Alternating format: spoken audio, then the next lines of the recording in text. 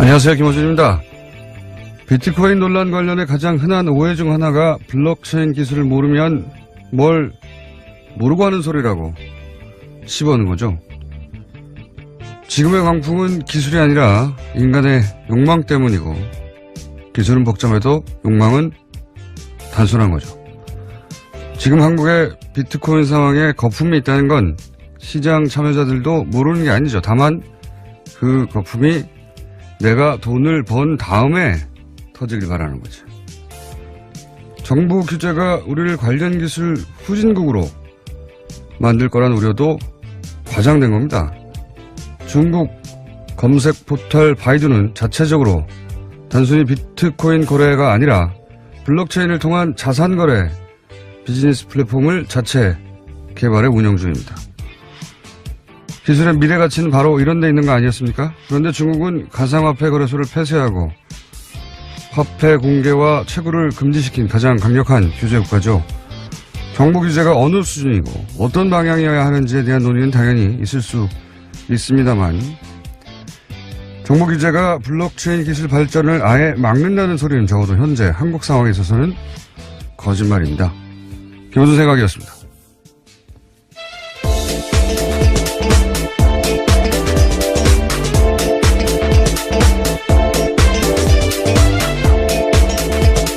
시사인의 김은지입니다. 제가 어제 블랙하우스 정기방송을 드디어 녹화를 했습니다.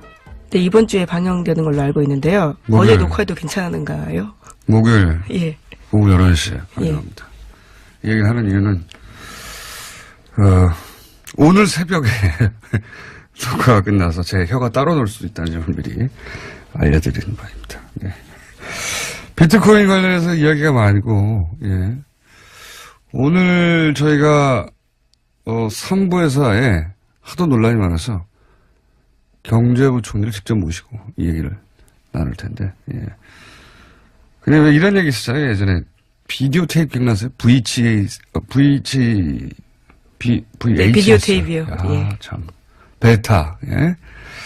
이런 거 그거 보급하고 그리고 인터넷 초창기 그 가입자 폭증에 포르노가 기여한 바가 크다. 이런 이야기 있었거든요. 사실입니다. 사실이에요. 플레이보이 씨를 인터넷으로 보려는 사람들이 얼마나 인터넷 산업 초창기를 촉진시켰는가. 그게 사실이거든요. 예. 그러니까 돈을 벌고자 하는 사람의 욕망. 이게 이제 이 블록체인이나 이런 기술의 자본과 인력과 관심을 모이게 하고 관련 산업을 발전시킬 것이다. 맞는 얘기예요. 그런 측면이 당연히 있습니다. 그 인터넷 발전이 포르노 덕분에 촉진된 부분, 여기서 이제 포르노는 욕망을 말하는 거죠. 돈에 대한 욕망이나 뭐 마찬가지라고 봅니다. 본질은. 그 욕망이 촉진시킨 부분이 분명히 있는데 그렇다고 포르노를 규제하면 인터넷 후진국이 될 것이다. 기술 후진국이 될 것이다. 이거는 다 사실인 건 아니거든요. 예. 비트코인과 관련해서는 이런 유사한 종류의 논란이 있습니다. 네. 질서 있는 발전의 방향성을 규제가 제시할 수도 있는 것이다. 자, 여기까지 하고 오늘 첫 번째 뉴스는 뭡니까? 네, 다스는 누구 겁니까? 라는 질문에 드디어 다스 전직 고위 임원이 입을 열었습니다. 김성우 전 다스 사장이 당사자인데요. 김 전 사장은 최근 검찰에 여러 차례 출석해서 이명박 전 대통령 지시로 다스 전신인 대부기공을 만들었다라고 이야기했습니다. 또 회사 설립 단계를 이명박 전 대통령에게 계속 보고하고 관련 지시를 받았다라고도 이야기했는데요. 인사와 회계 등 세부적인 내용을 일일이 보고하고 승인을 받아서 이행했다라고 합니다. 이런 주장은 이제 내부자들을 통해서 이전부터 제기가 됐는데 뭐랄까요? 그 회사 내에 정점에 있는 사람. 네, 네. 김성우 전 다스 사장이라는 점에서 굉장히 주목되는 진술입니다. 그렇죠. 이분은 몇 차례 말씀드렸지만 핵심 중에 핵심 초창기 멤버이기도 하고 그리고 BBK 때도 등장을 하고 비자금 사건 때도 등장을 하고 근데 이제 지금 요 보도만 보자면 다스 설립 때 인사회계 세부 내용을 보고 승인받았다는 건데, 지금까지 내부자 증언에 따르면은 그 이후로도, 예, 서울시장 시절에도 그리고 대통령 당선인 시절에도 안가에 가서 주연 상황을 보고 결제받았고 대통령 시절에도 대통령 자택에 140억 원이 그런 내용이죠. 그리고 대통령 자택에 가서 그런 내용을 주요 사항을 결제받았다 이런 내부자 증언이 있거든요. 근데 이제 지금까지 보도만으로는 이제 설립 초기에 인사회계 기타 중요 내용, 세부 내용을 보고하고 승인받았다는 건데 그 이후로도 최근까지도 그랬다 하는 내용이 나왔는지는 모르겠어요. 예. 여하간 이것만으로도 실소유주가 이명박 전 대통령이라고 하는 의혹에 대해서는 굉장히 주요하고 의미 있는 진술인 것이죠. 네, 뿐만 아니라 김성우 전 사장은 검찰에 자수서 냈다라고 하는데요. 자수서에는 과거 검찰과 특검 조사에서 자신이 거짓 진술했다라는 내용이 있습니다. 약간 감기가 드신 것 같아요, 그죠? 예, 미세먼지가 심각하다 보니까요. 예. 한 사람은 감기, 한 사람은 흑고임. 예.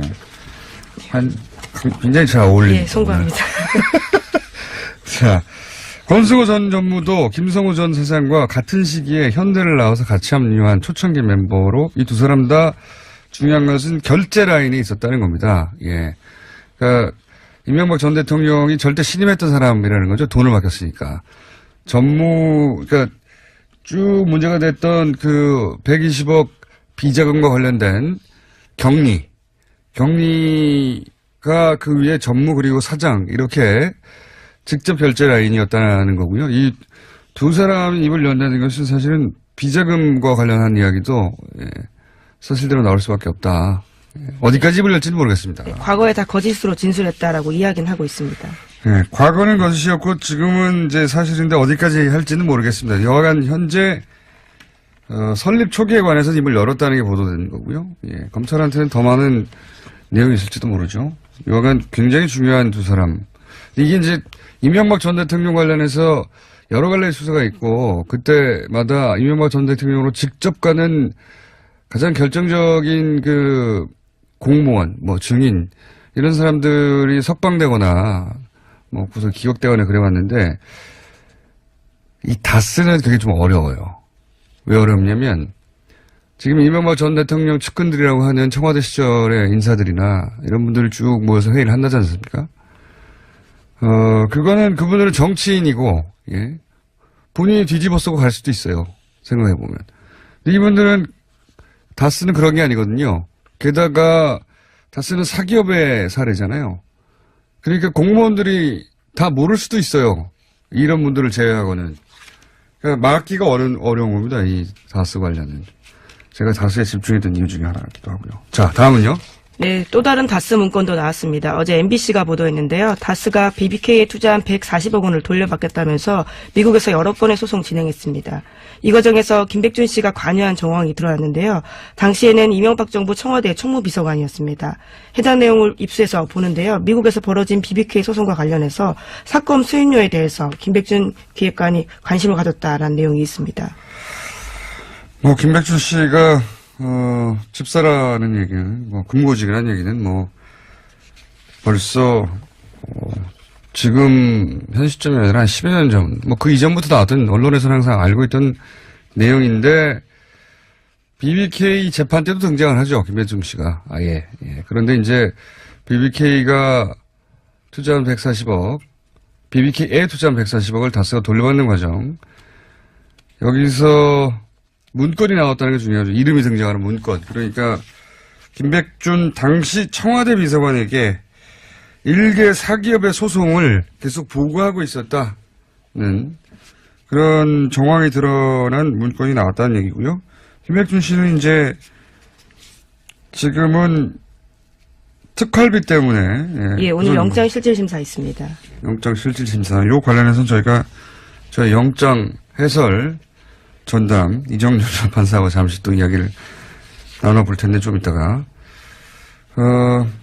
본인은 인정하지 않고 있죠. 김백준 씨는. 예, 특수활동비 관련해서는 인정하고 있지 않고요. 강력하게 부인하고 있습니다.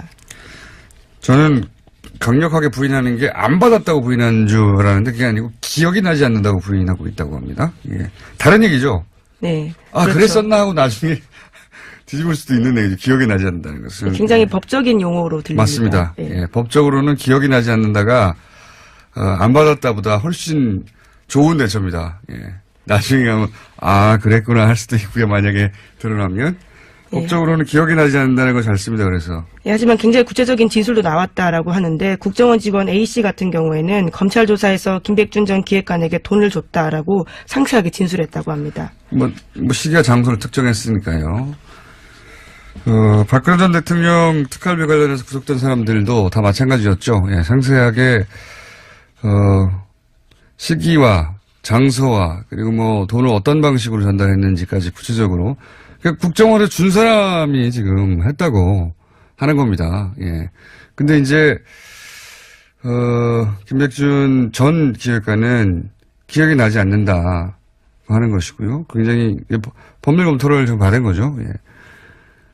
해명 과정에서 웃기는 일종의 자백이 나왔어요. 최근에 이제 이명박 전 대통령 쪽에서 긴급회의를 하고 있다지 않습니까? 이 관련해서. 긴급회의를 하고 있는데, 이 긴급회의 후에 주장이 이런 게 나왔어요.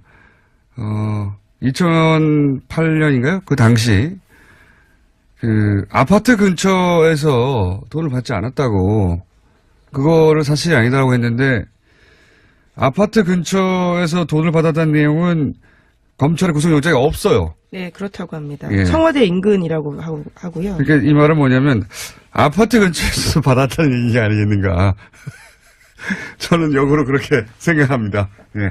검찰이 구속영장이 없는데 구속영장을 못 본 상태로 돈을 받았다고 기억나는 장소들을 쭉 훑고 나서 거기서 안 받았다고 부인하는 것으로 전략을 세운 것 같은데 그런데 아예 검찰의 구속영장에는 본인 아파트 근처는 없었다는 것으로. 예. 그 아파트 근처에서 뭘 받긴 받은 거 아닙니까? 그러니까 기억이 나서 안 받았다고 일종의 자백에 가까운 거죠. 예. 네, 뿐만 아니라 원세훈 전 원장도 검찰에서 특수활동비 상납 인정했다라고요. 어제 SBS가 보도했습니다. 다만 누구의 지시로 특수활동비를 상납했는지에 대해서는 입을 열지 않았다라고 합니다. 국정원장은 대통령 직속에 누구의 지시도 받지 않습니다. 예. 누구의 지시로 상납했는지 인정할 필요도 없어요. 사실은. 국정원장한테 누가 지시합니까? 없어요. 예. 하지만 뭐 이번에 열지 않았다는 얘기고요. 예.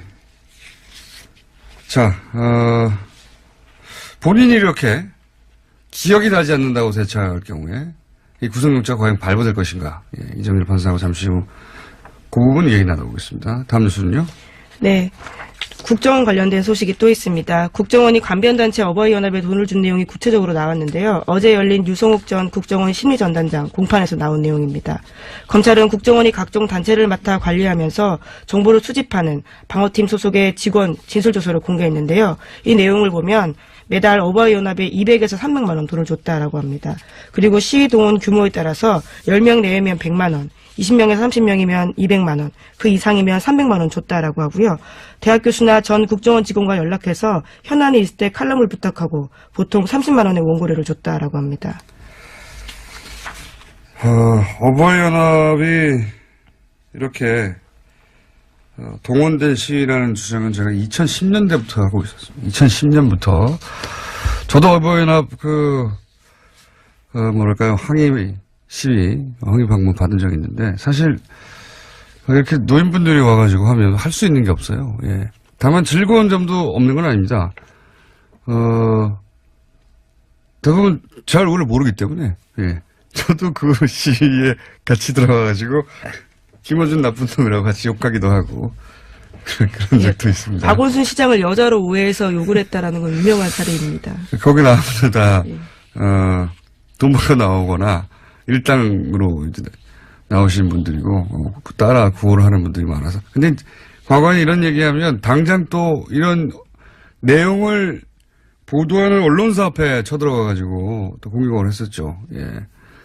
근데 이제 뭐 너무나 명백하게 국정원이 돈 줬고 예, 관리했고 그리고 박원순 서울시장은 특별히 관리했다는 얘기도 나왔죠. 예. 네, 원세훈 전 원장이 특별히 관리했다라는 건데 매우 싫어해서 종북 좌파다라는 식으로 초장의 싹을 잘라야 한다라고 지시했다고 합니다. 그러니까 이제 이명박 전 대통령이 서울시장 하고 나서 대통령이 됐잖아요. 그러니까 박원순 시장도 그 코스로 갈 거라고 생각하고 아주 초창기부터 어버이연합이 붙었어요. 예. 그 이후로도 계속 이런 단체들이 박원순 서울시장 괴롭혔고 그 외에도 뭐 용산 참사 추모 집회라든가 김대중 전 대통령 추모 행사 때도 등장해가지고 부관 참시 퍼포먼스 했죠. 국정원이 그런 거 시킨 겁니다. 네, 그리고 다 돈을 받아갔고요. 국민의 네. 세금으로요. 그렇겠거니 그럴 것이다라고 짐작들을 다 했지만 그렇게 언론은 직접 그렇게 보도하지 않았었죠. 그런 짐작들을 다 기자들이 가지고 있었는데 소송을 당하거나 또 항의방문을 당할까봐 사실이었습니다. 돈을 다 받아갔고요. 글 써도 돈 주고 시위해도 돈 주고 광고에도 돈 주고. 네, 광고료 단가는 200에서 800만 원 사이였다라고 합니다. 말도 안 되는 거죠. 국가의 정보기관이 이런 짓을 했다는 게 그런 세월이었습니다. 자, 다음 뉴스는요. 네, 판사 블랙리스트 들어보셨을 텐데요. 뉴스공장에서도 현직인 차성한 판사가 나와서 관련된 청원을 한 적이 있습니다. 네. 이 문건이 실제로 나왔다라는 건데요. 오늘 아침 경향신문 보도입니다. 판사 블랙리스트 문건이 실물로 나와서 이에 관련된 조사가 추가로 진행되고 있고 관련된 진술도 확보했다라고 합니다. 요것도 이정렬 전 판사에게 물어봐야 되겠네요. 그렇게 말들 많았던 판사 블랙리스트가 실제로 있었다는 거 아닙니까? 네, 실물이 있었겠죠. 발견됐기 때문에요. 있었겠죠. 본 사람이 봤다고 얘기하면서 시작된 거니까요. 근데 그거를 못 보게 그렇게 그동안 막아왔던 거 아닙니까? 그리고 양승태 대법원장 시절에는 덮으려고 그랬죠. 그냥 다 해결됐다고. 뭐 해결돼요? 드디어 실물이 나왔다고 합니다. 요건도 한번 물어보기로 하고요. 자, 이정렬 저희 전담 영장 해설 전담 판사님께서 연결도 있다고 하니 하나 정도 더 짚어볼까요? 블랙리스트. 네, 국가기록원에서도 블랙리스트가 나왔다라고 합니다. 박근혜 정부 시절에 국가기록원 외부위원회 및 협의회 구성원을 블랙리스트로 찍었다라고 하는 건데요. 뿐만 아니라 2008년 노무현 전 대통령의 대통령 기록물 유출 사건도 이명박 정부의 청와대가 주도했다라고 합니다. 그러니까 이게 국가기록원에 보면 기록물들 중에 블랙리스트 관련 문건이 있다는 게 아니라 국가기록원에 블랙리스트가 있었다는 거죠, 지금? 네, 그렇죠. 국가기록원도 그 직원들 혹은 뭐 외부위원들요. 외부위원들에 대한 블랙리스트가 있었다. 네, 특히 뉴스공장에 몇 번 나왔던 이소연 현 국가기록원장도 블랙리스트에 이름이 올라서 실제로 교체 조치됐다라고 합니다. 근데 그분이 국가기록원장이 됐어요. 네, 그렇죠. 야, 이 국가기록원에 왜 블랙리스트가 필요한 거죠, 이게 이해가 안 가니. 이렇게 문건을 단순히 다루는 곳에서도 블랙리스트가 있었다는 것은 정부 기관 중에 블랙리스트가 없는 곳이 있었느냐. 없었나 봐요. 하긴 뭐 사법부에도 블랙리스트가 있었으니까요. 그렇네요, 생각해보니까. 사법부에 있었는데 뭐 어디 있었다는 게 놀랍겠냐 싶은데 그래도 국가기록원은 정말 의외의 곳입니다. 거기는 정부가 생산한 문건을 보관만 하면 되는 곳이잖아요. 네, 그렇죠. 참네. 이명박 정부 시절, 박근혜 정부 시절에는 그렇게 정부 부처에 상상하지 않는 곳에도 다 블랙리스트가 있었다는 겁니다. 여기까지 하겠습니다. 시사인의 김은지였습니다. 감사합니다. 자, 바로 이어서 김백준 전 청와대 총무기획관 그리고 김진모 전 비서관 구속 여부가 오늘 결정되는데 영땅 또 발음 방금 영장이 영땅으로 나오는 것도 너무하네요. 제가 해놓고도 영땅 전담 해설 법무부인 동아의 이정렬 사무장님 되십니다. 안녕하십니까? 네, 안녕하십니까? 제가 궁금한 건 이겁니다. 저희가 이제 영장 관련해서 해설 많이 해왔는데, 지금 검찰은 이제 그 국정원, 직원이 특정한 뭐 시간, 장소, 방법, 액수 다 나와서, 영장을 청구했는데, 이 김백준 씨 같은 경우에는 기억이 나지 않는다고 하거든요. 이럴 경우에 영장 전담 판사는 무엇을 기준으로 판단하게 됩니까? 해보셨으니까 제가 여쭤보는 건데. 한쪽은 좋다고 하고 한쪽은 기억이 나지 않는다고 하는데. 일단 그 피의자, 그러니까 돈을 받았다는 피의자 쪽에서 나올 수 있는 대응이 이제 세 가지죠. 돈을 받았다. 예. 그다음에 받은 적 없다. 예. 공장장님 말씀하신 대로 기억이 기억이 나지 나지 않는다. 않는다. 예. 예, 이 세 가지일 수 있는데 돈을 받았다는 자백이잖아요. 예. 그러니까 그럼 이제 뭐 전혀 문제가 안 되고 예. 법적으로 취급되는 거는 기억이 나지 않는다 하고 난 받지 않았다고 같은 그 취급을 받습니다. 어차피 증명할 책임은 이 검찰에게 사람이 있는 받았다라고 주장한 쪽에 있으니까. 그죠? 네. 예. 예, 다만 이제 아까 처음에 공장장님께서 지적하셨던 대로 이 예. 기억이 나지 않는다라고 하는 거는 나중에 본인의 운신의 폭을 상당히 넓힐 수 있는 거죠. 예. 그러니까 결국은 본인이 나중에 뇌물수수로 처벌을 받게 되더라도 그 경우에 그땐 기억이 안 나는데 나중에 이제 보니까 기억이 난다. 네. 내가 받은 게 맞다라고 하면서 형량을 낮추는 쪽으로 그 전략을 바꿔나갈 때 그럴 때 네, 사전 네. 작업으로 필요할 수 있는 그런 정도 의미가 있고요. 사실 어차피 인정하지 않는 건 똑같기 때문에 이 법적으로 판사가 취급하는 건 똑같습니다. 아, 그렇군요. 자, 네. 지금까지 이제 이 특활비 관련해서 영장은 다 발부가 됐어요. 근데 이제 저희가 최근에 트렌드를 큰 틀에서 볼 때 박근혜 전 대통령 관련은 영장이 발부가 되고 이명박 전 대통령으로 가는 영장은 발부가 안 되는 거 아닌가 하는 느낌을 받을 그런 흐름이 있는데 그래서 제가 이제 여쭤보는 거죠. 이렇게 한쪽에서 그러니까 이제 돈을 줬다는 쪽에서 국정원 직원이 그리고 검찰에 진술한 바로는 매우 구체적으로 돈을 준 정황이 있습니다. 네. 그런데 받은 쪽에서 기억이 나지 않는다고 합니다. 그러면 일반적으로 사안의 중대성을 따지고 액수를 따지겠지만 판사는 뭘 기준으로 판단을 하고 이 경우라면 일반적으로는 네. 영장이 어떻게 돼야 되는 겁니까? 일단 원칙적으로는 돈을 받았느냐 안 받았느냐라고 하는 이제 사실관계하고 두 번째는 그것이 대가성이나 직무 관련성이 있느냐 없느냐는 법적인 부분 두 가지가 문제가 되지 않겠습니까? 결국 네. 그 두 개로 가는데 예. 지금 이제 김백준 전 비서관 같은 경우에는 돈을 받았다는 사실 자체를 부인하고 있는 형태인 거죠. 예, 아예.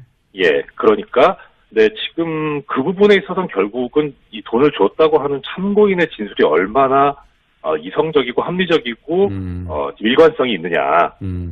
예, 이게 그리고 본인이 아니면 얘기할 수 없는 어떤 구체적인 내용까지 다 이야기를 하고 있느냐라고 하는 게 가장 중점적인 이야기가 될 거고요.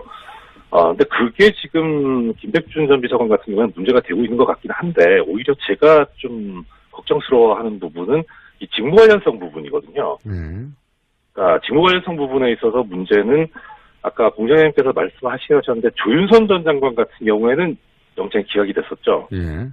예, 그 경우에 이제 문제가 됐었던 게 나오진 않았는데 명확하게 표현은 안 했는데 영장 기각 사유에 이제 이 다툼의 여지가 있다라고 이렇게 표현이 있었는데 그게 또 등장할까봐 저는 다툼의 여지가 있다고. 저도 이번에 아마 그럴 가능성이 상당히 높지 않을까 싶은데요. 우려하시는군요. 김백준 전 비서관 같은 경우는 뭐가 문제가 있냐면 지금 MBC에선가 보도가 나왔었는데 이 다스 관련 소송에서 변호사 수임료를 먼저 얘기를 하지 않았느냐 김백준 전 비서관 같은 경우에. 네. 그러면은 이 다스 관련은 항상 우리가 얘기하고 있다시피 사기업이기 때문에 청와대나 이 공무원이 이야기를 할 문제는 아니잖아요. 그렇죠.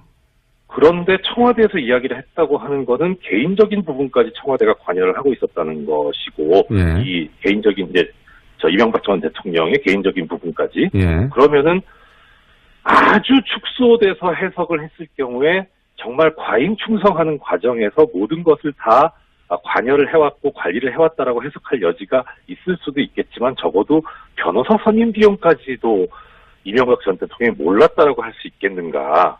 예. 예, 그러니까 결국 이 부분은 김백준 비서관 같은 경우에는 이명박 전 대통령과 공모했다라고 갈 수밖에 없는 구조이거든요. 그렇죠. 지시를 받아서 예, 예. 그렇죠.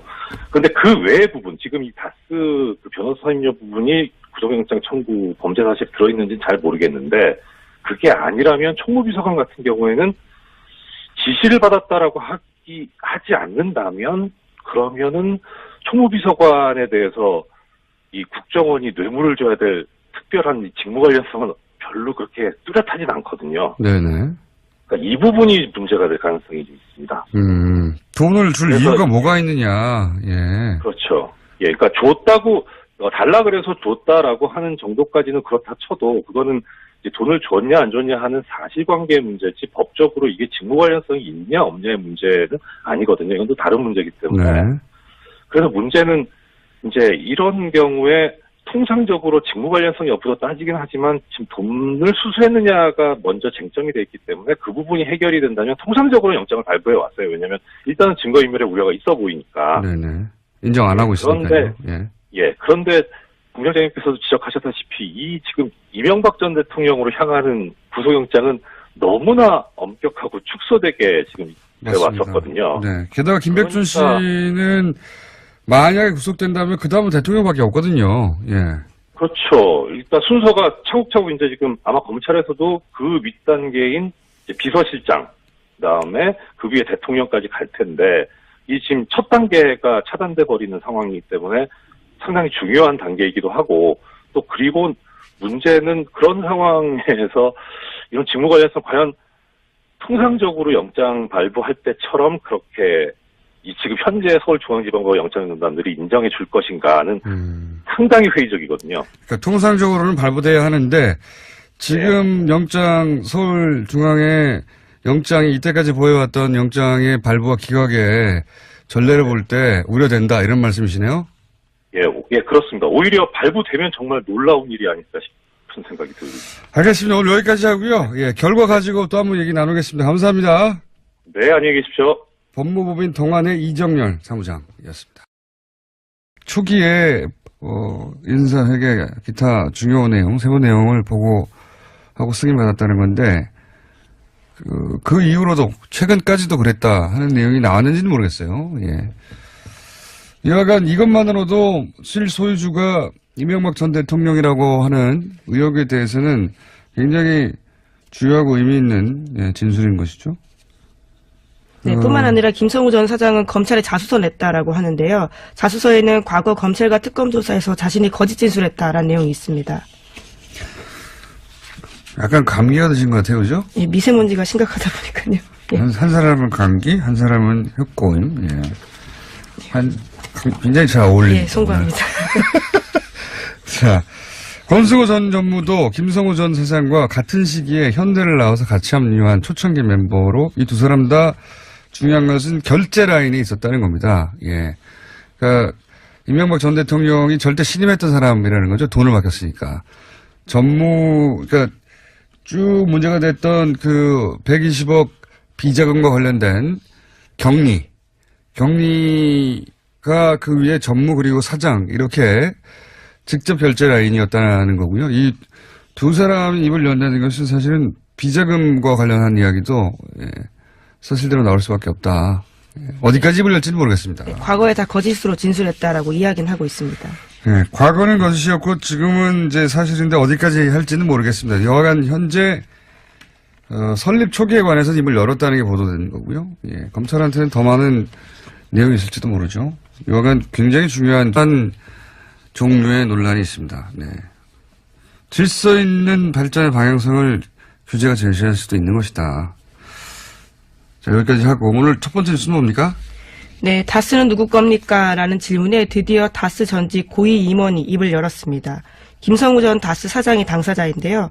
김 전 사장은 최근 검찰에 여러 차례 출석해서 이명박 전 대통령 지시로 다스 전신인 대보기공을 만들었다라고 이야기했습니다. 또 회사 설립 단계를 이명박 전 대통령에게 계속 보고하고 관련 지시를 받았다라고도 이야기했는데요. 인사 회계 등 세부적인 내용을 일일이 보고하고 승인을 받아서 이행했다라고 합니다. 이런 주장은 이제 내부자들을 통해서 이전부터 제기가 됐는데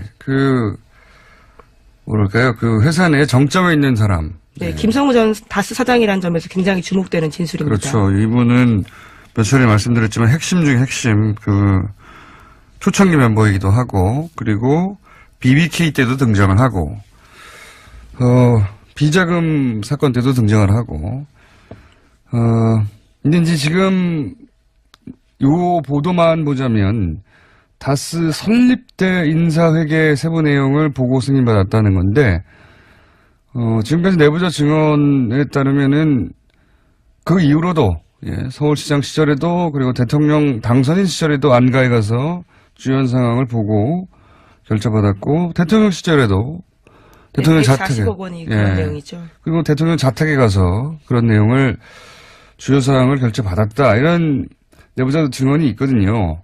근데 이제 지금까지 보도만으로는 이제 안녕하세요. 김호준입니다. 비트코인 논란 관련해 가장 흔한 오해 중 하나가 블록체인 기술을 모르면 뭘 모르고 하는 소리라고 씹어오는 거죠. 지금의 광풍은 기술이 아니라 인간의 욕망 때문이고, 기술은 복잡해도 욕망은 단순한 거죠. 지금 한국의 비트코인 상황에 거품이 있다는 건 시장 참여자들도 모르는 게 아니죠. 다만 그 거품이 내가 돈을 번 다음에 터지길 바라는 거죠.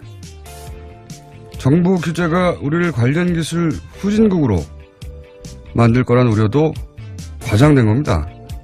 중국 검색 포털 바이두는 자체적으로 단순히 비트코인 거래가 아니라 블록체인을 통한 자산 거래 비즈니스 플랫폼을 자체 개발해 운영 중입니다. 기술의 미래 가치는 바로 이런 데 있는 거 아니었습니까? 그런데 중국은 가상화폐 거래소를 폐쇄하고 화폐 공개와 채굴을 금지시킨 가장 강력한 규제 국가죠. 정부 규제가 어느 수준이고 어떤 방향이어야 하는지에 대한 논의는 당연히 있을 수 있습니다만, 정부 규제가 블록체인 기술 발전을 아예 막는다는 소리는 적어도 현재 한국 상황에 있어서는 거짓말입니다. 김호준 생각이었습니다.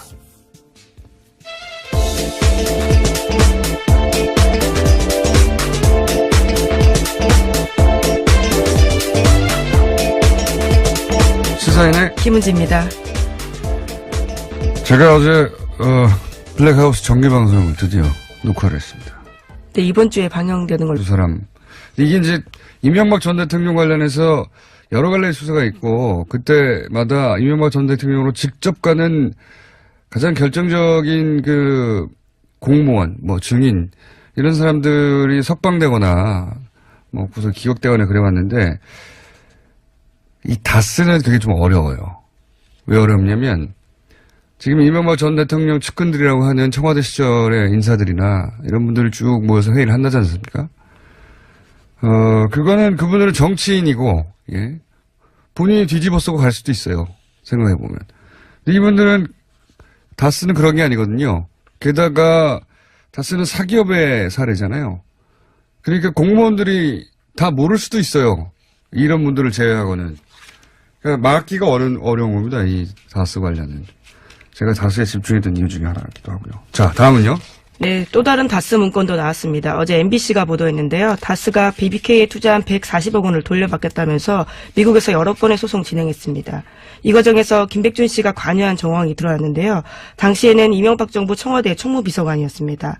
해당 내용을 입수해서 보는데요. 미국에서 벌어진 BBK 소송과 관련해서 사건 수임료에 대해서 김백준 기획관이 관심을 가졌다라는 내용이 있습니다. 김백준 씨가, 집사라는 얘기는, 금고직이라는 얘기는 벌써, 지금, 현 시점이 아니라 한 10여 년 전, 그 이전부터 나왔던, 언론에서는 항상 알고 있던 내용인데, BBK 재판 때도 등장을 하죠, 김백준 씨가. 아예. 예. 그런데 이제, BBK가. 알고 있는데요. 목요일, 어제 녹화해도 괜찮은가요? 목요일. 예. 오후 11시에. 감사합니다. 이 얘기를 하는 이유는, 오늘 새벽에 녹화가 끝나서 제 혀가 따로 놀 수도 있다는 점을 미리 알려드리는 바입니다. 네. 비트코인 관련해서 이야기가 많고, 예. 오늘 저희가, 3부에서에 하도 논란이 많아서 경제부총리를 직접 모시고 이 얘기를 나눌 텐데, 예. 근데 왜 이런 얘기 있었잖아요. 예전에 비디오 테이프 기억나세요? 비디오 테이프요. 예. 참. 베타, 예. 이런 거. 그 보급하고, 그리고 인터넷 초창기 가입자 폭증에 포르노가 기여한 바가 크다. 이런 이야기 있었거든요. 사실입니다. 사실이에요. 플레이보이시를 인터넷으로 보려는 사람들이 얼마나 인터넷 산업 초창기를 촉진시켰는가. 그게 사실이거든요. 예. 그러니까, 돈을 벌고자 하는 사람의 욕망, 이게 이제 이 블록체인이나 이런 기술의 자본과 인력과 관심을 모이게 하고 관련 산업을 발전시킬 것이다. 맞는 얘기예요. 그런 측면이 당연히 있습니다.